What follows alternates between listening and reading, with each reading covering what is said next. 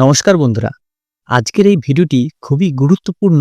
বিশেষ করে যারা আশাকর্মী, সিভিক ভলেন্টিয়ার, পার্শ্ব শিক্ষক, আইসিডিএস কর্মী, ভিআরপি, এসএসকে, এমএসকে কর্মী এবং অন্যান্য চুক্তিভিত্তিক কর্মীরা যেমন আইসিটি কম্পিউটার টিচার, তারপর এনএসকিউ, ভিডিওটি শুধুমাত্র আপনাদের জন্য।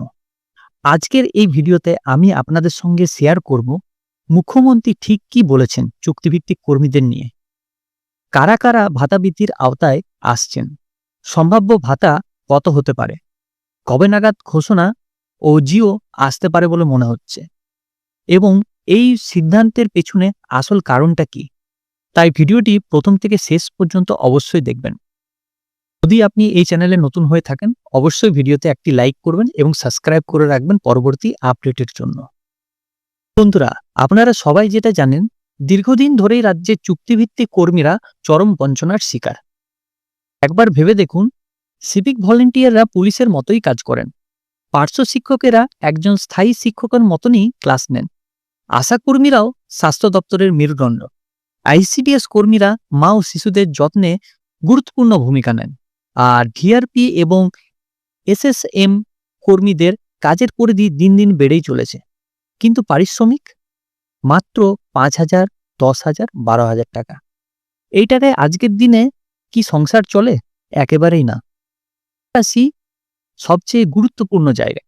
সম্প্রতি মুখ্যমন্ত্রী নিজেই বলেছেন, টিচার থেকে শুরু করে আমার কন্যাশ্রী, আশা, আইসিডিএস, সিভিক, ভিআরপি আরও যেসব কন্ট্রাকচুয়াল কর্মীরা রয়েছেন।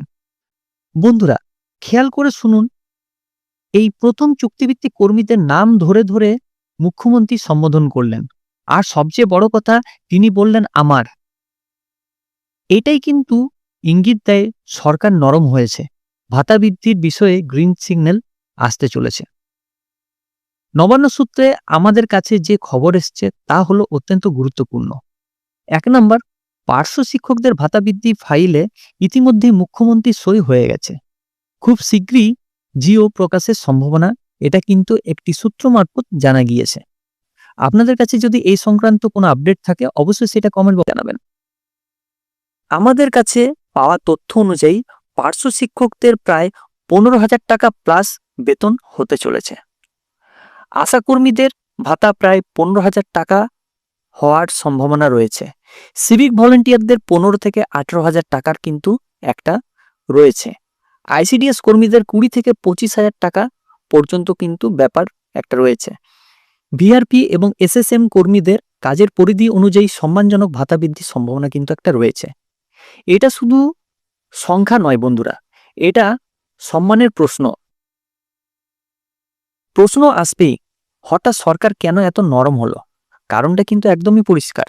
একের পর এক আন্দোলন, রাস্তা অবরোধ, অনশন, কর্মবিরোধী, আদালতের দ্বারস্থ হওয়া, 2026 সালের বিধানসভা নির্বাচন। সরকার জানে এই বিপুল সংখ্যক কর্মী যদি একজোট হয়, তাহলে তার প্রভাব কিন্তু পড়বেই। আমাদের কাছে বিশেষ সূত্র মারফত যে খবর আছে, সেটা হচ্ছে আগামী মাসের প্রথম বা দ্বিতীয় সপ্তাহের মধ্যেই সুখবর আসতে পারে। স্বয়ং মুখ্যমন্ত্রী জনসভা বা সাংবাদিক বৈঠক থেকে এই ঘোষণা হতে পারে। তো বন্ধুরা, আমরা আশা করব যাদের নাম মুখ্যমন্ত্রী নিয়েছেন, তাদের পাশাপাশি তাদের নাম নেননি, তাদেরও যেন ভাতা বৃদ্ধি হয়। এটাই আমাদের চ্যানেল পক্ষ থেকে দাবি। ভিডিওটি ভালো লাগলে অবশ্যই একটি লাইক করবেন, শেয়ার করবেন, আর যারা নতুন, চ্যানেলটিকে সাবস্ক্রাইব করে রাখবেন, কারণ এই চ্যানেলে আপনারা পাবেন চাকরি, বেতন, ভাতা, সরকারি আপডেটের সব খবর। সব ভালো থাকবেন, সুস্থ থাকবেন, ধন্যবাদ। আশা করছি এই ভিডিওটা আমাদের ভালো লেগেছে। যদি ভালো লেগে থাকে অবশ্যই চ্যানেলটিকে লাইক, কমেন্ট এবং সাবস্ক্রাইব করবেন, এবং পাশে যে বেল আইকন রয়েছে সেটাকে ক্লিক করবেন নিয়মিত সবার প্রথম সঠিক আপডেট পাওয়ার জন্য। সো থ্যাংক ইউ, ধন্যবাদ এই ভিডিওটা শেষ অবধি দেখার জন্য।